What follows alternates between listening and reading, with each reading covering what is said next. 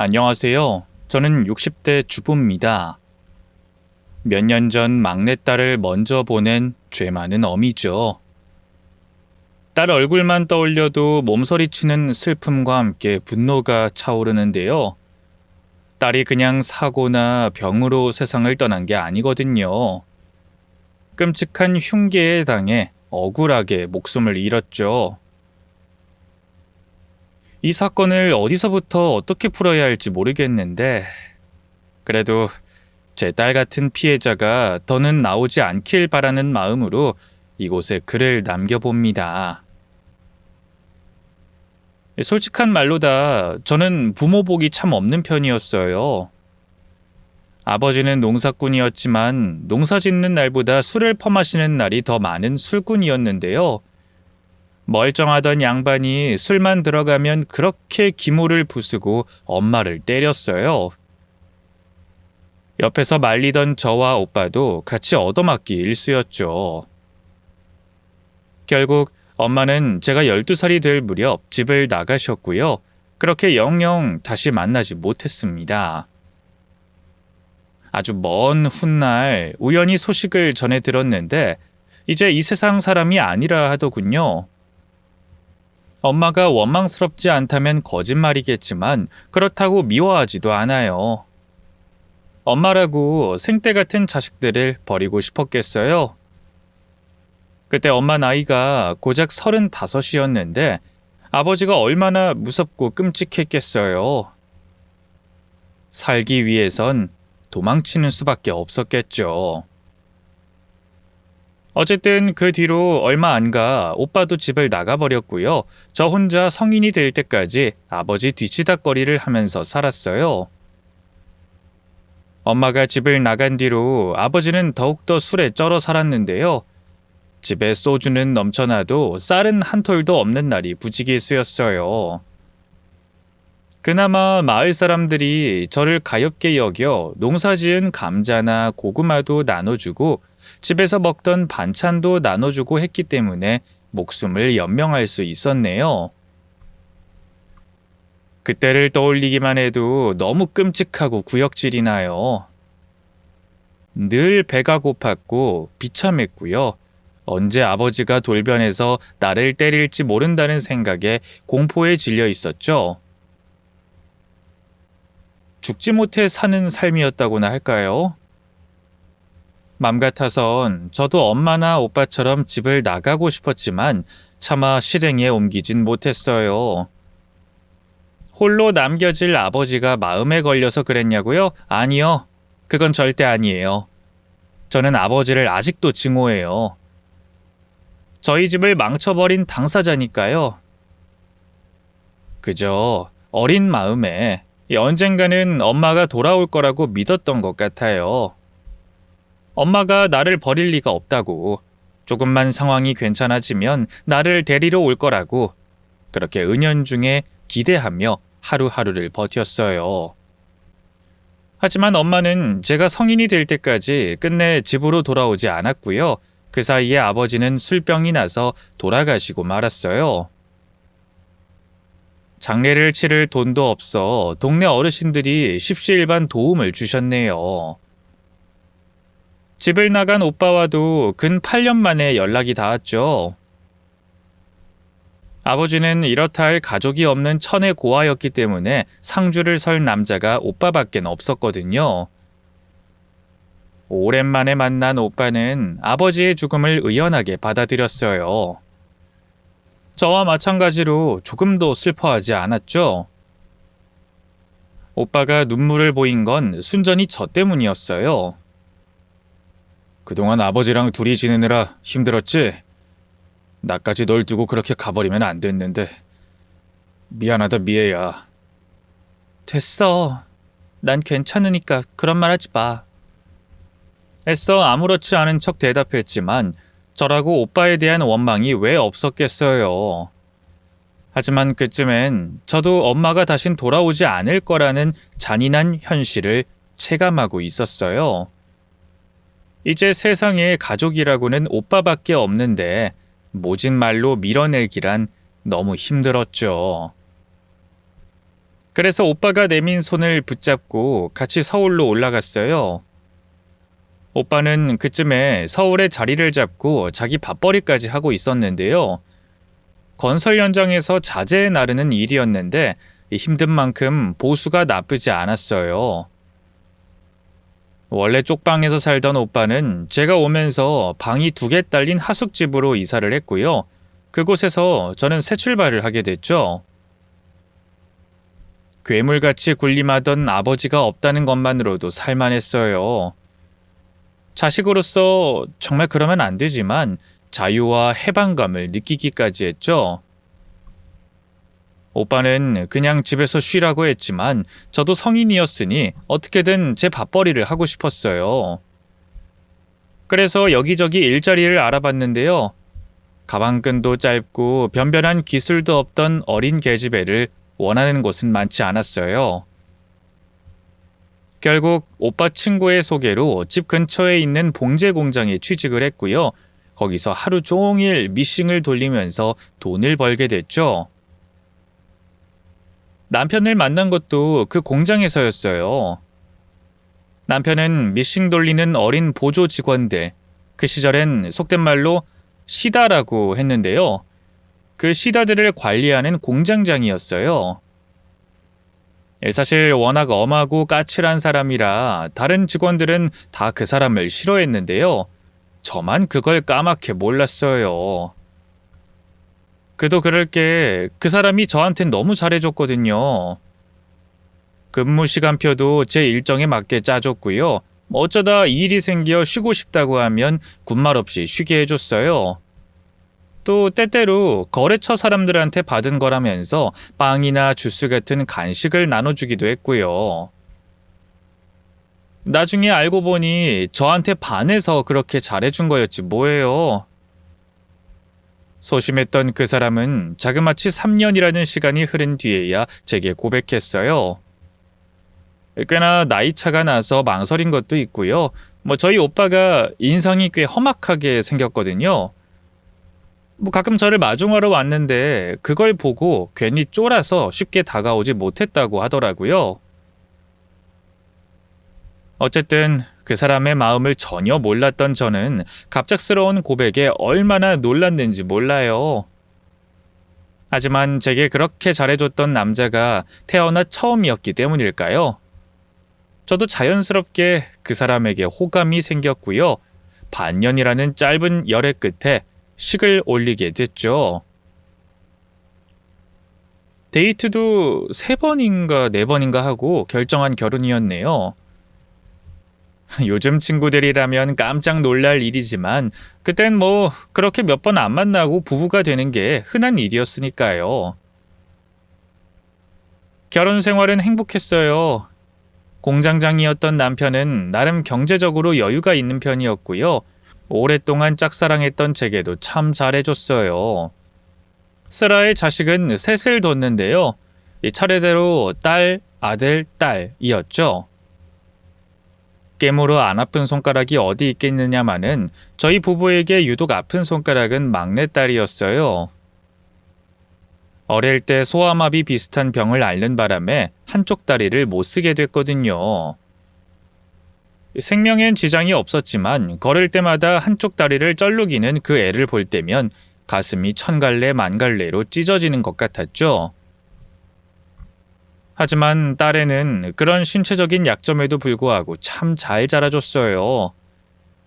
공부도 곧잘해서 상장도 많이 타왔고요. 제 언니 오빠와는 다르게 누구나 이름을 들으면 알만한 명문대에 들어갔죠. 수업도 열심히 듣고 대외 활동도 열심히 해서요. 교수님들도 예뻐하시고 학우들한테 인기도 많았네요. 사실 딸한테 이성적으로 관심을 보인 남자들도 몇 명 있었어요. 하지만 이 딸은 자신의 다리 때문일까요? 좀처럼 남자에겐 마음을 주지 않더라고요. 친구들은 많았지만 A는 단 한 명도 사귀질 않았죠. 그래도 그때까진 아무 생각이 없었어요. 아니 오히려 차라리 다행이라는 생각이 들었네요. 첫째랑 둘째는 몰라도 막내는 저희 부부가 평생 끼고 살 작정이었거든요. 걷는 것만 봐도 가슴이 아린 아픈 손가락이었으니까요. 그땐 정말 꿈에도 몰랐어요. 남자의 남자도 몰랐던 막내딸이 그런 식으로 제 뒤통수를 칠 줄은 말이죠. 막내딸은 대학교 졸업을 앞두고 여기저기 일자리를 알아보기 시작했는데요. 우수한 성적에도 불구하고 넣는 회사마다 번번이 떨어졌어요. 말할 것도 없이 딸의 다리 때문이었죠. 결국 눈높이를 낮춰 좀 더 작은 회사에도 이력서를 넣었는데요. 딸의 전공 및 진로에서 현장 업무 비중이 높기 때문일까요? 좀처럼 합격 연락을 주는 곳이 없었네요. 어딘가 한 군데는 있겠지. 기다려보자. 딸을 다독이기도 했는데요. 결국 딸은 졸업하고 반년이 지나도록 그 어떤 회사에도 들어가지 못했어요. 처음엔 괜찮다고 의연해하던 딸도 나중엔 속상했나 봐요. 술이라곤 입에도 되지 않던 애가 매일같이 친구들과 술자리를 갔더군요. 한 번은 잔뜩 취한 채 돌아와선 죽고 싶다면서 울며 불며 난동을 부리기도 했어요. 차라리 그때 단호하게 야단을 쳤어야 했는데 이런다고 취업이 되냐고, 이럴 시간에 도서관 가서 책이라도 한 줄 읽으라고 엄격하게 훈육을 했다면 딸이 그런 일을 겪지 않았을까요? 지금에 와서 남는 건 사무치는 후회뿐이지만 그때의 저는 아무것도 몰랐으니까요. 수희야, 취업 같은 거 안 해도 괜찮아. 이렇게 힘들면 그냥 그만둬. 어차피 엄마 아빠는 평생 너랑 같이 살 생각하고 있었어. 평생 엄마 아빠랑 같이 살라고? 왜? 난 다리 병신이니까? 사지 멀쩡한 언니 오빠는 독립했지만 난 하면 안 된다. 아니, 못한다 이거야? 수희야, 엄마 말 뜻은 그게 아니잖아. 몰라. 딱 선을 긋고 날 안 받아주는 이 세상도 싫고 엄마도 아빠도 다 미워. 수희는 그대로 집을 나가버렸어요. 허겁지겁 뒤쫓아갔지만 딸이 길 앞에 정차해 있던 택시를 바로 잡아타는 바람에 놓치고 말았죠. 전화를 걸어도 받지 않더라고요. 불안한 마음에 자고 있던 남편을 깨워 함께 수색에 나섰는데요. 그 어디에서도 딸은 찾지 못했네요. 그래도 처음엔 하루 이틀 지나면 돌아오겠지 했어요. 그동안 한 번도 엇나갔던 적이 없는 착한 애였으니까요. 하지만 사흘, 나흘, 일주일, 여러 날이 지나도 딸은 돌아오지 않았어요. 답답한 마음에 친구들 연락처를 수소문해 물어봤지만 딸의 행방을 아는 사람은 한 명도 없었죠. 딸이 다시 나타난 건 그로부터 석 달 뒤였어요. 그 사이에 저는 경찰에 실종 신고를 하고 사람 찾는 전단도 뿌리고요. 모든 걸 뒤로 한 채 남편과 같이 딸을 찾아 헤매고 있었는데요. 그날도 그랬어요. 남편과 둘이 서울을 넘어 지방까지 헤매다가 올라온 길이었어요. 지친 몸으로 차를 주차하고 내리니 대문 앞에 누군가 서 있더군요. 다름 아닌 딸이었어요. 옆에는 웬 처음 보는 젊은 남자가 함께였죠. 엄마, 아빠. 딸은 별다른 말도 못하고 저희 부부를 보자마자 눈물부터 쏟았어요. 그동안 얼마나 고생했는지. 가뜩이나 자그마한 몸은 살이 다 내려 뼈밖에 없었고요. 그 예쁜 얼굴도 반쪽이 돼 있더군요. 잃어버린 자식을 다시 찾아본 분들은 아실 거예요. 그쯤 되면 화를 내고 싶은 마음도 싹 사라져요. 그저 딸이 무사히 돌아와 줬다는 거, 그것만으로도 하늘에 감사하고 싶어지고요. 딸에게도 고맙다고 고개를 조아리고 싶어지죠. 그때 제가 딱 그랬어요. 달려가 딸을 끌어안고 수희야, 고마워. 이렇게 엄마 아빠한테 다시 와줘서 정말 너무너무 고마워. 라는 말밖엔 할 수가 없었네요. 엄마 걱정 많이 했지. 갑자기 그렇게 집 나가버려서 연락도 안 받고 미안해. 그동안 도대체 어디 있었던 거야? 엄마한테 문자라도 한 통 넣어주는 게 그렇게 힘들었어? 나도 그러고 싶었는데. 딸은 말끝을 흐리면서 옆에 있던 남자를 바라봤어요. 그제야 저와 남편의 시선도 그 남자에게 꽂혔죠. 이 사람은 누구야? 아는 사람? 내 남자친구야. 그동안 이 사람 집에 같이 있었어. 딸의 말에 입이 떡 벌어졌어요. 딸이 가출한 3개월 동안 혼자 있던 게 아니라 낯선 남자와 같이 있었다니 너무 당혹스러웠죠. 그런 제 마음을 아는지 모르는지 남자가 90도 각도로 꾸벅 허리를 숙였어요. 안녕하십니까 어머님 아버님, 처음 뵙겠습니다. 저는 한경철이라고 합니다. 진작 연락드렸어야 하는데 죄송합니다. 딸의 남자친구는 인상도 시원시원하고 키도 훤칠했고요. 하는 행동이나 말투도 예의 발랐어요. 하지만 염색한 머리카락이며 영어가 잔뜩 들어간 티셔츠를 입은 옷차림이 어딘지 모르게 불량스럽고 믿음이 가지 않았죠. 남편도 마찬가지였나 봐요. 딸의 팔목을 잡고 집으로 잡아 끌면서 그 남자에겐 시간이 늦었으니 이만 가보라고 하더군요. 하지만 딸의 남자친구는 머뭇거리면서 좀처럼 돌아가려고 하지 않았어요. 실은 제가 어머님 아버님한테 드리고 싶은 말씀이 있는데요. 잠깐만 시간을 내주시면 안 되겠습니까? 하고 싶은 말이 뭔데요? 여기서 하세요. 이렇게 길에 서서 얘기하기엔 좀 그런 내용이라. 딸의 남자친구는 죄 지은 사람처럼 저희 부부의 눈을 똑바로 보지도 못했어요. 그 모습에 왠지 모를 불안감이 가슴을 울리기 시작했죠. 결국 딸과 딸의 남자친구를 집 안으로 들여 커피를 한 잔씩 타줬는데요. 믹스커피를 좋아하는 딸이 웬일로 입에도 대지 않더군요. 그 모습에 심장이 더욱더 빠르게 뛰기 시작했어요. 그래, 하고 싶은 말이 뭔가? 의무적으로 커피를 몇 모금 마신 남편이 마침내 입을 열었어요. 하지만 딸의 남자친구는 좀처럼 입을 열지 못하고 자꾸 뜸을 들이기만 하더군요. 결국 옆에 나란히 앉아있던 딸이 입을 열었어요. 실은 엄마 아빠, 나 임신했어. 이 사람 아이야. 그 말에 저는 너무 놀라서 손에 들고 있던 커피잔을 놓쳐버렸고요. 덕분에 뜨거운 커피가 허벅지 쪽으로 확 쏟아져 버렸어요. 엄마 괜찮아? 안 뜨거워?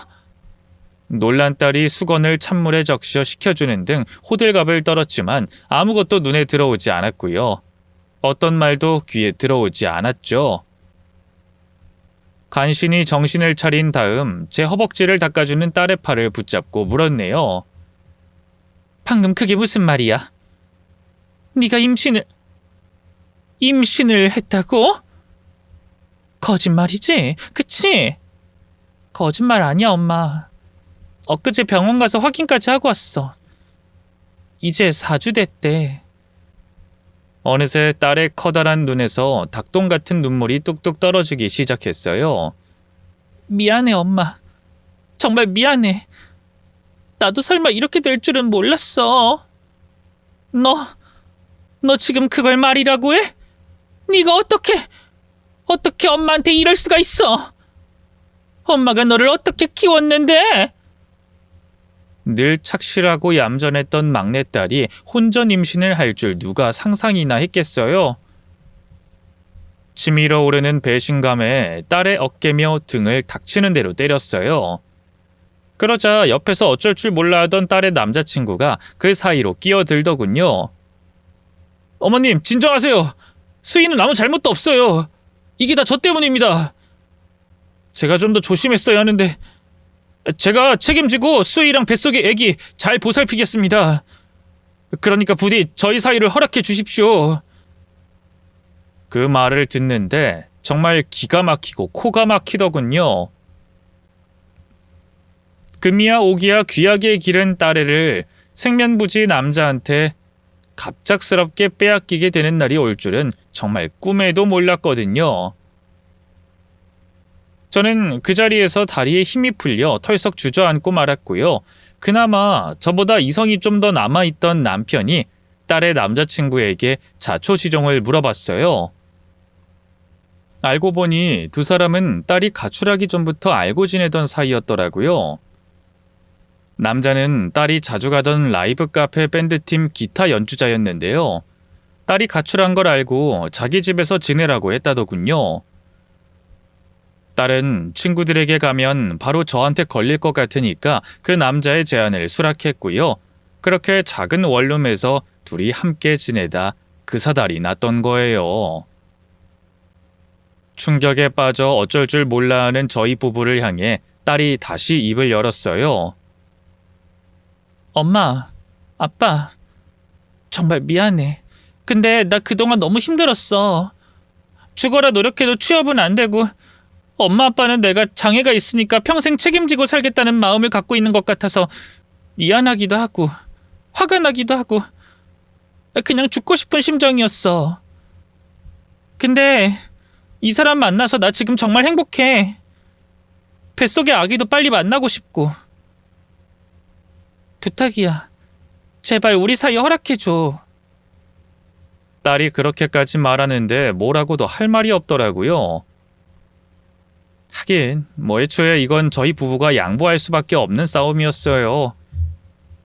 둘 다 이미 생긴 손주를 지우라고 할 만큼 모진 성격들이 못됐으니까요. 또 잠자코 있던 딸의 남자친구, 아니 예비 사위의 말에 조금은 믿음이 생기더군요. 실은 제가 어릴 때 교통사고로 아버지를 일찍 여의었어요. 그래서 저희 엄마 혼자 열심히 저를 키우셨는데 저는 그런 엄마에게 효도하긴커녕 음악한답시고 속만 썩였거든요. 근데 이제 수희랑 애기 책임져야 하니까 저도 달라지려고요. 밴드는 이미 그만뒀고요. 다음 주부터 물류회사에서 택배 배달하는 일 하기로 했어요. 열심히 돈 벌어서 수희랑 애기 먹여 살릴 거예요. 저는 비록 아버지의 사랑을 받지 못하고 컸지만 뱃속에 있는 우리 아기한테만큼은 꼭 좋은 아빠가 되어주고 싶어요. 그러니까 처음이자 마지막으로 저 딱 한 번만 믿어주세요, 어머님, 아버님. 땅에 머리까지 박고 그렇게 말하는데 그래도 마냥 대책 없는 양아치는 아니구나 싶더라고요. 또 저도 어릴 때 아버지 같지 않은 아버지한테 학대받은 기억이 있어서일까요? 조금은 동질감이 들기도 했죠. 남편도 같은 생각이었는지 조금 누그러진 목소리로 입을 열더군요. 그럼 자네 어머니도 이 일을 알고 계시나? 그럼요. 어제 수희랑 찾아뵙고 전부 다 말씀드렸어요. 오히려 수희 손잡고 고맙다면서 기뻐하셨어요. 철부지 아들놈이 이제야 정신을 차린 것 같다고요. 그 말에 조금이나마 안심이 되더라고요. 그날은 일단 예비 사위를 돌려보냈고요. 딸과 그동안 쌓인 이야기를 풀면서 해묵은 앙금도 풀었어요. 그리고 돌아오는 그 주 주말, 상견례라고 하긴 좀 거창하지만 예비 사돈댁을 처음으로 만났죠. 사부인은 저희 부부를 보자마자 바로 고개부터 숙이더군요. 아유, 정말 뭐라고 사죄 말씀을 드려야 할지. 이 아들놈 교육을 제대로 못 시켜서 애먼 따님 고생하게 만들어서 정말 죄송합니다. 아닙니다. 사고는 애들 둘이 같이 친걸요. 아유, 남자인 저희 아들이 좀 더 조심했어야죠. 아이, 그래도 이것도 인연이라고 둘이 결혼해서 잘 살았으면 하는 마음뿐입니다. 다행히 사부인은 좋은 사람 같았어요. 시장에서 생선 파는 일을 하며 예비 사위를 키웠다고 해서 왠지 모르게 억척스럽고 기센 여자를 상상했는데요. 우아하게 틀어올린 머리와 고급스러운 양장 원피스, 그리고 저도 없는 명품백까지 누가 봐도 부잣집 사모님처럼 있어 보였고요. 얼굴엔 시종일관 사람 좋아 보이는 미소가 떠나질 않았어요. 이런 사람이라면 우리 딸이 시집가서 괴롭힘 당할 일은 없겠구나 안심이 됐죠. 사실 저는 돌아가신 시어머니와 그렇게 잘 지내진 못했거든요. 어쨌든 배가 더 불러오기 전에 식을 올리는 걸로 그 자리에서 합의를 봤고요. 그렇게 속전속결로 결혼을 준비해 식을 올렸어요. 이 딸은 그 사고를 치고도 행복해 보이더군요. 저도 어쩔 수 없는 부모인지 이 딸이 좋아하는 모습을 보니까 그래 됐다 싶더라고요. 세간의 시선이며 뭐며 아무것도 신경 쓰지 않기로 했죠. 그땐 정말 꿈에도 몰랐어요. 행복한 5월의 새 신부였던 딸이 싸늘하게 식은 주검이 돼 돌아올 줄은 말이죠. 요즘이야 그렇지 않지만 그 시절에만 해도 남자가 집을 해오는 게 당연한 시대였어요. 하지만 사위는 취업한 지 얼마 안 됐으니 모아둔 돈이 있을 턱이 없었죠. 그래서 남편과 상의 끝에 신혼집 구하는데 돈을 좀 보태주려고 했는데요. 웬걸 사부인이 딱 잘라서 막아서더군요. 제 입으로 이런 말씀 드리기 좀 그렇지만 우리 아들놈이 워낙 철이 없어서요. 새아가 만나서 이제야 정신 좀 차린 것 같지만 주변에서 어른들이 도와주면 또 해이해질 겁니다. 또 새아가도 사회 경험 한 번 없이 학교 졸업하자마자 바로 시집 온 거잖아요. 어쨌든 결혼을 했으면 둘 다 어른이 된 건데 자기들 앞길은 자기들이 헤쳐나가야죠. 돈을 모을 때까진 당분간 저희 집에서 데리고 살까 해요. 사부인의 말에도 일리가 있다 싶었지만 아무래도 어린 딸이 시모를 모시고 같이 산다는 게 마음에 걸렸어요. 그럼 더더욱 따로 살게 해야 하지 않을까요? 독립을 해야 어른이 되죠. 또 사부인도 신혼인 애들하고 같이 살면 여러모로 불편하실 거고요. 아유, 전 괜찮아요. 그리고 새아가가 지금 홀몸도 아니잖아요. 애가 다리도 불편한데 집에 혼자 있다 사고라도 당하면 어째요? 저희 집이 손이 귀한 집안인데 혹시 유산이라도 하면 아유, 제가 옆에서 보살펴 주는 게 아무래도 낫죠. 맘 같아선 제가 자주 들여다보겠다고 말하고 싶었어요. 하지만 그쯤에 남편이 공장 일을 정리하고 인근에 고깃집을 차린 상태였는데요. 인건비를 줄이기 위해 저도 같이 나가서 홀과 카운터 일을 돕고 있었어요.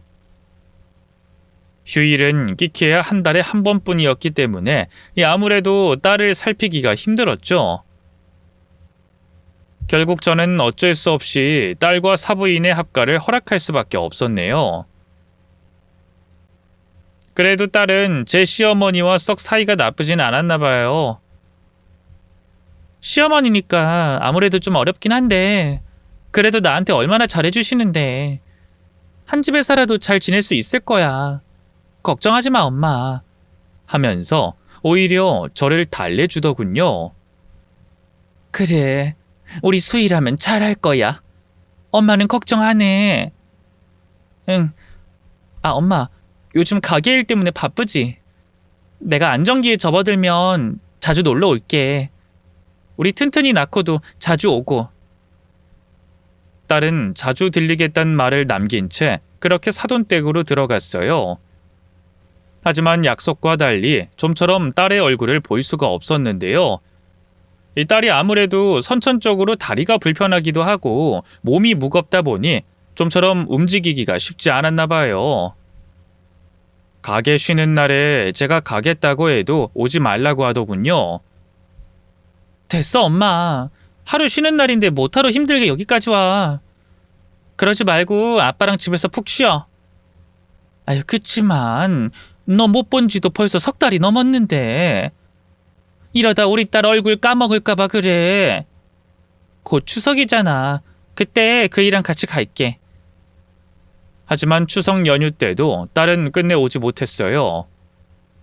차례를 지내고 막 출발하려던 차에 갑자기 배에 통증을 느껴서 주저앉았다고 하더군요. 그 소식을 전해준 건 사위였는데요. 얘기를 듣자마자 심장이 쿵 하고 내려앉더라고요. 그게 정말인가? 그럼 우리 수희는? 병원은 가본 게야? 그럼요. 바로 응급실로 갔는데요. 다행히 일시적인 증상이라고 충분히 쉬어주면 된다고 했어요.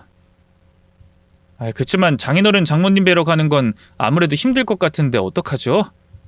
어떡하긴 뭘 어떡해. 우린 괜찮으니까 신경 쓰지 말게나. 그보다는 수희랑 뱃속의 애 안정이 우선이지. 죄송해요, 장모님. 그 사람 괜찮아지면 한번 들릴게요. 지금은 자고 있어서 제가 대신 전화드렸어요. 그래, 고맙네. 나중에 수희 일어나면 전화 한 번만 달라고 해줄게. 첫 임신이라 그럴까요? 아니면 딸의 몸이 워낙 약했기 때문일까요? 딸은 좀처럼 쉽게 건강을 회복하지 못했어요. 맘 같아선 들여다보고 싶었는데 아무래도 사돈댁과 같이 살고 있으니 눈치가 보이기도 했고요. 그쯤 가게의 손님들이 늘어나기 시작하면서 눈코 뜰 새 없이 바빴어요. 새벽에 출근해 새벽에 퇴근하는 일이 허다했죠. 그래도 다행히 저 대신에 사부인이 잘 챙겨주는 것 같더라고요. 제가 묻지도 않았는데 먼저 전화와선 딸에게 보약을 지어줬다, 입덧이 심한 것 같아서 과일을 잔뜩 사다 줬다 등 이런저런 얘기들을 늘어놓더라고요. 아마 제가 딸을 신경 쓰는 걸 알고 먼저 그렇게 연락을 해준 거겠죠. 그런 사부인의 배려가 얼마나 고마웠는지 몰라요. 딸도 전화할 때마다 제 시모에 대해서 입에 침이 마르도록 칭찬했죠. 친정엄마인 저보다 더 잘 챙겨준다면서요. 오히려 제가 그런 딸에게 섭섭함을 느낄 정도였네요. 그러던 어느 날이었어요. 뜻하지 않게 딸의 얼굴을 마주할 기회가 생겼는데요. 그건 바로 남편의 장례식이었어요. 참 사람 목숨만큼 황망한 게 없는 것 같아요. 타고난 건강 체질이라 저보다 힘이 넘쳤던 남편이었는데 빗길에 홀로 가게에 필요한 재료를 사러 가다가 오토바이에 치였지 뭐예요. 제가 병원에 도착했을 때 남편은 이미 싸늘한 주검이 된 상태였어요. 너무 갑작스러운 사고라 실감이 나지 않았어요. 남편의 시체를 처리하고 장례식장으로 옮길 때까지도 멍하기만 했죠. 저를 향해 환하게 웃고 있는 남편의 영정사진, 그 새파랗게 젊은 얼굴을 보니 뒤늦게 실감이 나더군요. 이 사람이 영정사진 한 장 남길 새도 없이 너무 빠르게 떠나버렸다는 게요. 남편의 영정사진을 보면서 얼마나 오열했는지 몰라요. 저를 대신해서 시집간 큰딸과 독립한 아들이 문상객들을 챙겼죠. 잠시 후 막내딸과 사위도 모습을 드러냈는데요. 처음엔 딸애가 온지도 몰랐어요. 옆에 있던 큰딸이 세상에, 수희야, 너 대체 꼴이 이게 뭐야? 하고 비명을 지르고 나서야 막내딸이 왔다는 걸 알았죠. 뽀얗게 살이 올랐던 얼굴은 뼈밖에 안 남아서 거무죽죽했고요. 가시꼬챙이 같은 몸은 기이할 정도로 배만 동그랗게 부풀어 있었어요. 그나마 입고 있는 옷과 가방은 전부 명품이었지만 묘하게 딸의 것이 아닌 듯 헛돌기만 했네요. 저희와 눈이 마주친 막내딸의 커다란 두 눈에 이내 눈물이 맺혔어요. 언니, 엄마, 이게 대체 어떻게 된 일이야? 아빠가 왜? 막내딸은 다리에 힘이 풀렸는지 그 자리에 주저앉고 말았어요. 놀란 큰딸과 제가 얼른 다가가 그런 막내딸을 부축했죠. 그렇게 딸들을 끌어안고 얼마나 울었을까요? 남편을 떠나보냈다는 게 실감이 나는 한편 막내딸의 초라한 몸뚱이가 눈에 밟히더군요. 그래서 조심스럽게 막내딸의 손을 잡고 입을 열었어요. 근데 너 대체 꼴이 이게 뭐니? 왜 이렇게 말랐어? 아, 내가 입덧이 너무 심해서. 입덧은 이미 끝나고도 남았을 시기 아니야? 사부인도 너 이제 밥 잘 먹고 있다고 걱정 말라고 했는데. 원래 잘 먹었어. 근데 요 며칠 갑자기 속이 울렁거리면서 다시 또 입덧이 오는 것 같더라고. 지금 약 먹고 있으니까 좋아질 거야. 걱정하지 마, 엄마. 딸은 예의 그 걱정하지 말란 말로 제 불안을 다독였어요. 옆에 있던 사위도 얼른 거들더군요. 맞아요, 장모님. 제가 이 사람이 먹고 싶다고 하는 건 한밤중이라도 나가서 어떻게든 구해오고 있거든요. 튼튼히 요놈이 누굴 닮았는지 참 입맛이 까다로워서 저도 힘든데 뭐 그래도 잘 버텨봐야죠. 걱정 마세요. 지금 생각해보면 그때 딸의 표정이 순간적으로 어두워졌던 것도 같아요. 어미로서 그걸 놓치면 안 됐던 건데 남편의 갑작스러운 죽음 앞에 정신이 없던 저는 미처 더 딸을 챙길 여력이 없었고요. 그렇게 막내딸은 남편의 상이 끝나자마자 다시 시댁으로 돌아갔네요. 그리고 그렇게 한 달쯤 지났을까요? 또다시 비극적인 소식이 찾아왔어요. 바로 딸의 유산 소식이었죠. 별다른 원인도 없이 갑자기 뱃속의 손주가 하늘나라로 가버렸다고 하더군요. 더 기가 막힌 건 제가 그 소식을 딸이 유산하고도 2주가 더 지나서야 알게 됐다는 거예요. 그때 딸은 이미 퇴원해 집으로 돌아간 뒤였고요. 사부인이 조심스럽게 전화해 그 사실을 알려줬을 땐 얼마나 기가 막히던지요. 아니 그걸 왜 이제야 말씀하세요? 저희 딸이 병원에 실려갔을 때 그때 저도 부르셨어야죠. 아유 나도 그러고 싶었죠. 근데 새아가가 절대로 자기 엄마한테는 알리지 말라고 해서. 안 그래도 바깥사돈 그렇게 되고 힘든데 더 힘들게 하고 싶지 않다잖아요. 새아가가 그렇게까지 말하는데 제가 뭐라고 사부인한테 연락을 하겠어요. 사부인도 아시다시피 경철이야 뭐 새아가 말에 꼼짝도 못하는 애고. 어쨌든 이제라도 알려야겠다 싶어서 새아가 설득해서 이렇게 전화 드린 거예요. 우리 수희 지금 집에 있는 거죠? 좀 바꿔주시겠어요? 수희랑 얘기 좀 해봐야겠어요. 아유 어떡하죠? 새아가 지금 막 약 먹고 잠들었는데. 장례식장에서 봤을 때 딸의 몸 상태가 영 안 좋아 보이더라고요. 살도 너무 많이 빠졌고요. 지금도 그런가요? 그래도 이제 많이 좋아졌어요. 애기 잃은 걸로 아직 힘들어하긴 하는데 뭐 경철이랑 제가 옆에서 잘 다독이고 있어요. 사부인의 말에 안심이 되긴커녕 더 불안해지기만 했어요. 남편을 잃은 지 얼마 안 됐기 때문일까요? 이대로 딸마저 잃을지도 모른다는 원인 모를 공포에 심장이 미친 듯이 뛰기 시작했죠. 결국 저는 전화를 끊자마자 그 길로 사돈댁으로 향했네요. 하지만 딸애는 아이를 잃은 충격으로 너무 힘들어서일까요? 저를 만나고 싶지 않다고 하더군요. 딸 대신에 밖으로 나온 사위가 어쩔 줄 몰라 하는 표정으로 제게 그 사실을 전했어요. 어떡하죠, 장모님? 제가 계속 설득은 해봤는데 그 사람 아직 장모님 만날 마음의 준비가 안 됐나 봐요. 오늘은 이만 돌아가 달래요. 자기 마음이 정리되면 그때 연락드리겠다고요. 아니 이럴 때일수록 더 엄마 인내가 옆에 있어야지. 얘는 대체 왜 내 얼굴을 안 보겠대? 애기 잃은 게 뭐 나한테 죄 지은 것도 아니고. 너무 서운해 마세요. 제가 조만간 바로 연락드릴게요. 결국 저는 사위에게 부탁한다는 말 한마디만 남기고 쓸쓸하게 돌아 나올 수밖에 없었어요. 딸은 시집가고 나면 남의 집 사람이라더니 그 말이 그렇게 실감이 될 수가 없더군요.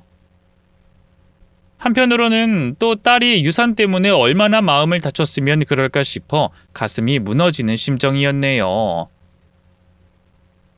결국 집에 가서도 딸 걱정에 좀처럼 잠자리에 들지 못하고 뜬 눈으로 밤을 새웠죠. 그런데 막 동이 터오를 새벽녘, 갑자기 집 전화가 울리기 시작했어요. 저희 집 전화번호를 알고 있는 사람은 얼마 안 됐는데요. 막내딸이 그중 한 명이었죠. 떨리는 마음으로 전화를 받아보니 아니나 다를까 막내딸이더군요. 엄마, 오늘 집에 왔던 거 엄마 맞지? 그치? 그래, 수희야. 오늘 엄마가 너 보려고 갔었어. 근데 왜 엄마 보기 싫다고 했던 거야? 응? 난 몰랐어, 엄마. 엄마가 온 줄도 몰랐다고. 뭐? 너 그게 무슨 소리야? 영문 모를 딸의 말에 어안이 벙벙해진 것도 잠시. 이내 딸이 너무나 충격적인 말을 했어요. 엄마, 시모가 그 여자가 수상해. 뒷조사 좀 해줘요. 뭐? 너희 시어머니? 수상하다고? 그게 무슨 말이야, 응? 지금은 길게 말 못하고 나중에 또 연락할게요. 꼭 뒷조사 해줘야 해요? 알겠죠? 제가 미처 뭐라고 대답하기도 전에 딸은 뚝 전화를 끊어버렸어요. 급히 다시 전화를 해봤지만 받지 않더군요. 순식간에 머릿속이 복잡해지기 시작했죠. 지금까지 사부인과 잘 지내는 것처럼 보이는 딸이었는데 사실은 그게 아니었던 걸까? 뭔가 나는 모르는 비밀이 그 집안에 숨어 있는 걸까? 혼란스러웠네요. 어쨌든 중요한 건 이대로 딸을 그냥 사돈댁에 둘 수 없다는 거였어요. 무슨 수를 써서라도 제가 데리고 와야겠다는 생각이 들더군요. 그래서 고민 끝에 시집간 큰딸에게 연락했어요. 아들에게 전화할까 생각도 했지만 이미 회사로 출근했을 시간이라 좀 그렇더라고요. 다행히 딸은 집에 있었는지 전화를 받았고요. 제가 자초지종을 설명하자 바로 오겠다고 하더군요. 안 그래도 그날 아버지 장례식장에서 수희 보고 마음에 걸렸어요. 말과는 다르게 도무지 시댁에서 잘 지내는 것 같지가 않아서. 그런 전화까지 했다니 그 사돈 어르신이랑 뭐가 있는 게 분명해요. 우리가 일단 데리고 나와요. 그치? 네 생각에도 그렇지? 네. 지금 바로 그쪽으로 갈 테니까 수희 사돈댁 주소 좀 알려줘요. 그렇게 큰딸과 같이 사돈댁 인근에 있는 찻집 앞에서 만났어요. 그리고 바로 사돈댁으로 향했죠. 떨리는 마음으로 초인종을 누르자 평소처럼 사부인이 대문 앞으로 나오더군요. 아니 사부인, 갑자기 여긴 어쩐 일이세요? 사돈 아가씨까지 같이... 무슨 일 있나요? 그게 저희 딸 얼굴 좀 보러 왔어요. 지금 집에 있죠? 아유, 일을 어쩌죠? 세아가 지금 경철이랑 같이 드라이브 나갔는데. 네? 드라이브요? 요즘 세아가가 애 잃고 나서 계속 울적해 보여서요. 자꾸 집에만 있으니까 더 그러는 것 같아서 경철이가 데리고 나갔어요. 콧바람 좀 씌워주겠다고요. 저 혼자였다면 그 자리에서 그냥 물러났을 거예요. 하지만 큰딸이 대범하게 앞으로 나서더군요. 그럼 집에 들어가서 확인 좀 해봐도 될까요? 실례인 건 아는데요. 저희가 그동안 아버지 장례식 때 말고는 수희 얼굴을 본 적이 없어서요. 이 집에서 잘 지내고 있는 건지 확인 좀 하고 싶어요. 전 사부인이 당연히 화를 낼 줄 알았는데요. 웬걸 태어난 얼굴로 그렇게 하세요, 그럼. 하고 우아하게 옆으로 비껴서더군요. 좀 못마땅한 기색이긴 했지만 당황하거나 그런 것 같진 않았어요. 잠시 시선을 교환하던 큰딸과 저는 집 안으로 들어갔어요. 애들 방은 물론 거실과 주방까지 샅샅이 훑었는데요. 그 어디에도 딸의 흔적은 보이지 않았네요. 오히려 호화스러운 집기며 가구들이 저희 집보다 훨씬 환경이 좋더라고요. 여자 혼자 왕년에 생선 장사 좀 한 걸로 어떻게 이렇게까지 고급스러운 생활을 할 수 있는 건지 의아할 정도였죠. 이제 마음이 좀 놓이시나요? 그럼 이만 돌아가 주실래요? 저도 약속이 있어서요. 네, 오늘 정말 실례 많았습니다, 사부인. 결국 저와 큰딸은 힘없이 사돈댁을 돌아 나올 수밖에 없었어요. 사위에게 따로 연락도 해봤지만 아무 응답이 없었거든요. 지금 생각해보면 너무나 후회스러워요. 그때 거기서 딸을 계속 기다리겠다고 버텼어야 했는데 며칠 뒤 병원에서 연락이 왔어요. 딸이 산에서 굴러서 목숨이 위태롭다고 하더군요. 병원에 달려갔을 때 이미 딸은 싸늘한 주검이 되어 있었어요. 붙잡고 아무리 울어도 다시 눈을 뜨지 않았죠. 먼저 도착해 있던 사위와 사부인에게 이게 어찌된 일이냐고 따졌어요. 하지만 둘도 영문을 모르는 눈치더군요. 사위는 그 시간에 회사에 있었고요. 사부인은 모임 때문에 약속이 있어서 밖에 있었다고 하더라고요. 새아가가 요즘 많이 괜찮아진 것 같아서 혼자 둬도 될 줄 알았어요.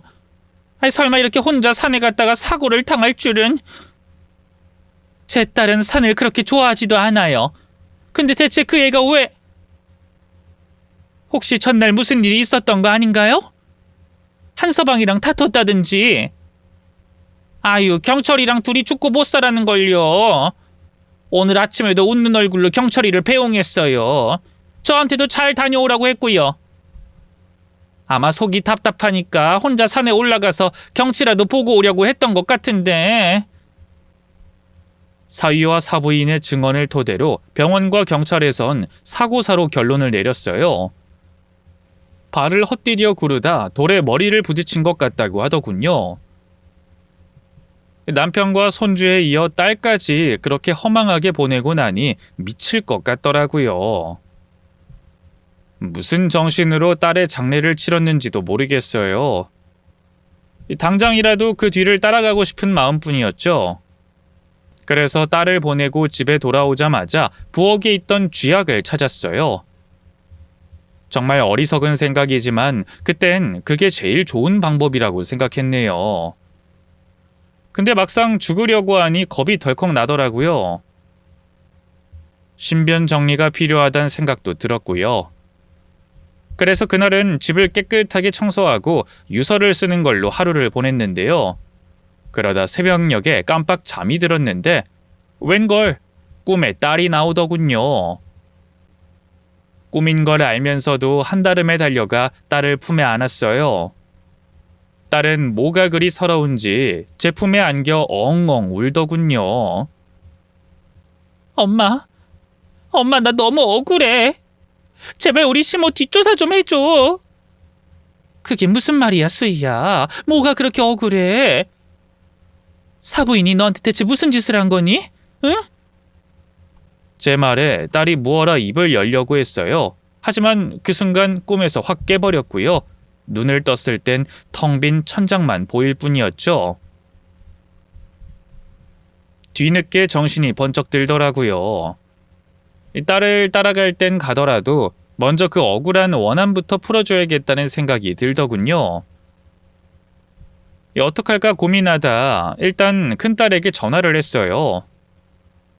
큰딸도 제 꿈 얘기를 듣더니 사부인에게 뭔가 있는 게 분명하다면서 주변을 수소문해 흥신소 번호를 하나 알려주더군요. 바로 흥신소에 연락해 직접 찾아갔어요. 사장을 만나 자초지종을 설명하고 사부인 뒤를 조사해달라고 했죠. 흥신소에선 일주일의 시간을 달라고 하더군요. 그 시간이 어찌나 길게 느껴지던지요. 제대로 잠도 못 자고 밥도 못 먹고 꼬박 일주일을 보냈어요. 그리고 마침내 약속한 날짜가 돼 흥신소로 찾아갔는데요. 사장은 그동안 조사했던 자료를 서류철로 묶어 제게 내밀며 그러더군요. 뭐 특별할 건 없었는데요. 좀 이상한 게 사고로 죽었다는 이 여자 바깥 양반 말입니다. 이 생명보험금이 좀 과하다 싶을 정도로 들어져 있더라고요. 그래서 이 양반 교통사고로 죽었을 때 이 여자가 보험금을 거의 5억 넘게 탔어요. 그걸로 지금 사는 집도 산 거고요. 그제야 사부인의 호화롭던 생활이 이해가 가더라고요. 하지만 그게 저희 딸의 죽음과 어떤 상관이 있다는 건지 영 이해가 가지 않았는데요. 사부인과 사위 두 모자의 충격적인 비밀은 그때부터가 시작이었어요. 사실 여기까진 그럴 수도 있지 하고 넘겼거든요. 근데 이 여자 아들, 그러니까 돌아가신 따님 남편 말입니다. 전에 결혼한 사실이 있다는 거 알고 계셨습니까? 네? 그게 무슨 말이에요? 우리 사위가 초혼이 아니라고요? 역시 모르셨군요. 그 남자 다른 여자랑 결혼한 적이 있어요. 근데 그 전 부인도 교통사고로 사망했고요. 그 보험금은 그 남자가 다 받아갔죠. 그제야 뭔가 쎄하더라고요. 설마 그럼 저희 딸도... 뭐 이렇다 할 명확한 증거가 있는 건 아니에요. 하지만 그래서 오히려 더 수상하다는 거죠. 누가 고의로 증거를 싹 다 인멸한 것처럼. 경찰에서도 이쪽으로 의심은 못한 모양인데요. 앞서 두 사고는 보험금 타간 수익자가 각각 달랐으니까요. 혹시 따님은 생명보험 같은 거 들어두지 않았습니까? 잘 모르겠어요. 한번 알아봐야... 말을 하는데 목소리가 덜덜 떨리더라고요. 그러고 보니 딸의 장례를 치르고 한두 번 보험사한테 연락이 오기도 했던 것 같은데 받지 않았거든요. 뒤늦게 보험사에 연락해 딸의 보험금을 확인해 봤어요. 웬걸, 결혼하면서 보험을 3개나 들어뒀더군요. 수익자는 모두 사위로 되어 있었고요. 그 사실을 알았을 땐 딱 기절할 것 같은 기분이었어요. 실제로 잠깐 정신을 놓기도 했던 것 같아요. 하지만 바로 다시 이를 악물고 정신을 차렸고요. 경찰에 전화해 신고를 했어요. 경찰은 바로 수사에 들어가겠다고 했지만 명확한 증거가 없는 상황이라 좀 힘들 것 같다고 하더군요. 흥신소에서 받은 자료도 법적 증거로 채택되긴 힘들 것 같다고 하대요. 그렇다고 이대로 손을 놓고 있을 순 없었어요. 고민하던 저는 죽기 아니면 까무라치기라고 사부인과 사위를 직접 만나 덫을 놓기로 했어요. 그래서 경찰에 다시 전화해 사부인과 사위에겐 아무 말 말아달라고 했고요. 대신 제가 직접 연락해 그 인간들에게 만나자고 했죠. 찻집에서 다시 만난 사부인과 사위는 멀쩡해 보였어요. 오히려 둘 다 전보다 살이 찌고 얼굴엔 윤기가 흐르는 게 도무지 가족을 잃은 사람 같지 않더군요. 갑자기 왜 보자고 하신 거예요? 아직 마음 추스르기도 힘드실 텐데 좀 더 쉬시지 않고요. 저를 걱정하는 것처럼 사부인이 입을 열었어요. 그 모습이 너무나 가증스러워서 기가 막히더군요. 그딴 연극은 이제 집어치우세요. 당신이랑 당신 아들이 제 딸을 죽인 살인범이라는 거 다 알고 왔으니까. 제 말에 짐승보다 못한 두 년놈의 얼굴이 하얗게 질린 것도 잠시. 이내 사부인이 다시 뻔뻔한 얼굴로 입을 열더군요. 그게 무슨 흉악한 말씀이세요, 사부인? 당신들이 보험금 노리고 내 딸 죽인 거 모를 줄 알아? 당신 남편이랑 전 며느리 그렇게 보낸 것처럼 내 딸도 죽인 거잖아. 어디서 무슨 헛소리를 듣고 와서 이러시는진 모르겠지만 진정하세요. 그런 되도 않는 모함을 하다니 저도 정말 기분이 나쁘네요. 그때 갑자기 쳐들어와서 집안을 수색한 것도 참고 넘어가 드렸는데 증거가 있는데 계속 잡아댈 거야? 제 입에서 증거라는 말이 나오자 사부인과 사위의 얼굴에 당혹감이 번졌어요. 증거라뇨? 우리 딸이 갔던 산이 자주 사고가 발생하는 지역이라서 CCTV가 설치돼 있었어. 거기에 당신들이 한 짓이 선명하게 찍혔고 그래서 경찰에서 먼저 연락이 왔다고. 당신들 체포하겠다고. 아마 지금쯤 여기로 오고 있을걸. 저는 그러면서 품에 있던 종이 한 장을 꺼냈어요. 거기엔 벼랑 끝에서 딸을 밀어버리는 사위의 모습이 흐릿하지만 확실하게 담겨 있었는데요. 사실 이건 컴퓨터 그래픽 회사에서 일하는 아들이 만들어준 가짜 사진이었어요. 하지만 캥기는 게 있던 년놈들은 그것만으로도 아주 사색이 되더군요. 너 이게 어떻게 된 거야? 거기 CCTV 없는 곳이라고 했잖아. 제대로 조사 안 한 거야? 아니야, 몇 번이나 확인했어. 분명 CCTV도 없고 목격자도 없었는데. 저도 모르게 그런 말을 주고받던 모자의 얼굴에 공포가 번졌어요. 제가 보란 듯이 감추고 있던 녹음기를 꺼내들었기 때문이죠. 자, 이제 두 번째 증거도 생겼고. 이 개 같은 년놈들아. 그깟 돈 몇 푼에 눈이 어두워져서 내 딸을 죽여? 내 딸 살려내. 살려내라고! 저는 파렴치한 범죄자들을 향해 고함을 질렀어요. 그러자 갑자기 사부인이 제 앞에 털썩 무릎을 꿇더군요. 사부인, 제가 잘못했어요. 제발 한 번만 살려주세요. 네? 정말 의도적으로 죽인 건 아니에요. 새아가가 너무 파락파락 대들길래 손 좀 봐주려고 하다가 그만 실수로. 그러자 옆에 있던 사위도 따라서 무릎을 꿇고 싹싹 빌기 시작했어요. 맞아요, 장모님. 정말 일부러 그런 거 아니에요. 제가 그 사람을 얼마나 사랑했는데요. 근데 그 사람이 아이 잃고 나서 너무 날카로워져서 저희 엄마한테도 막 경우 없이 대들고 그래서 저도 모르게 손찌검을 좀 했어요. 근데 그 사람이 미끄러지는 바람에 테이블 모서리에 머리를 박아서 잘못했습니다. 용서해 주세요. 네? 용서? 지금 죄 없는 내 딸을 죽여놓고 감히 용서를 바란다는 말을 해? 너희들 내가 가만 안 둘 거야. 둘 다 죽여버릴 거라고. 저는 그대로 사부인에게 달려들어 머리채를 잡고 따귀를 올려붙였어요. 그리고 사위에게도 달려들어 미친 듯이 발길질하고 주먹을 날렸죠. 그걸 보고 찻집에 있던 사장이 신고를 했던가 봐요. 이윽고 경찰이 출동했고요. 저는 저희 딸 사건을 맡았던 경찰에게 연락해 증거를 잡았다고 했네요.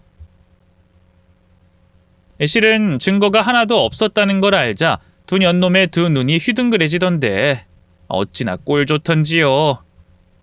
맘 같아선 둘 다 죽여버리고 저도 그 뒤를 따르고 싶었지만 어쩌겠어요. 그런다고 제 딸이 돌아오는 것도 아닌데. 뒤늦게 찾아온 큰딸과 아들의 설득으로 두 년놈을 법의 심판에 맡기기로 했네요. 수사 결과는 충격적이었어요. 딸은 시집간 이후 내내 사부인과 그 사위에게 학대를 당했더군요. 임신한 몸으로 하루 종일 집안일을 한 건 물론이고요. 조금만 실수를 해도 바로 사부인이 말도 못할 모욕을 줬나 봐요. 심지어 사위는 술만 마셨다 하면 저희 딸을 때렸고요. 밥도 제대로 주지 않았다고 하더군요. 그래놓고 술만 깨면 잘하겠다. 한 번만 봐달라. 싹싹 빌었다고 하더군요. 전형적인 가정폭력범의 변명이었죠. 마음 약한 제 딸은 아이 때문에라도 차마 이혼은 못하겠다 싶었나 봐요. 제게도 그 사실을 알리지 못하고 홀로 모든 걸 끌어안고 감당하려 했더군요. 사부인과 사위도 행여나 자기들이 한 짓을 들킬까봐 저와 못 만나게 막았던 거고요.